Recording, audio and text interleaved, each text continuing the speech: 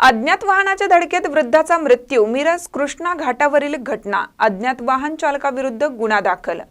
मिरजेतील कृष्णा घाट पुलावर अज्ञात वाहनाने धडक दिल्याने वृद्धाचा मृत्यू झाल्याची घटना घडली.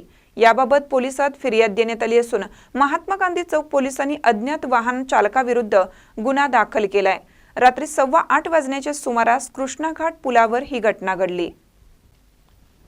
दीपक गोविंद कांबळे वय वर्ष 60 यांचा या अपघातात मृत्यू झाला आहे. या घटनेबाबत निरंजन अर्जुन कांबळे वय वर्ष 27 राहणार अर्जुनवाड तालुका शिरूळ यांनी पोलिसात फिर्याद दिली आहे. कोणत्या तरी अज्ञात वाहनाच्या चालकाने अविचाराने रस्त्याच्या परिस्थितीकडे दुर्लक्ष करून बेदरकारपणे वाहन चालवून दीपक कांबळे यांना गंभीर जखमी करून त्यांच्या मृत्यूस कारणीभूत ठरल्याची तक्रार पोलिसात देण्यात आली आहे. या प्रकरणी महात्मा गांधी चौक पोलिसांनी गुन्हा दाखल केला असून अज्ञात वाहन चालकाचा शोध घेण्यात येत आहे. महानकरी न्यूजसाठी आदी माने, मिरज. ताज्या बातम्यांसाठी महानकरीला सबस्क्राइब करा आणि बेल आयकॉनला क्लिक करा.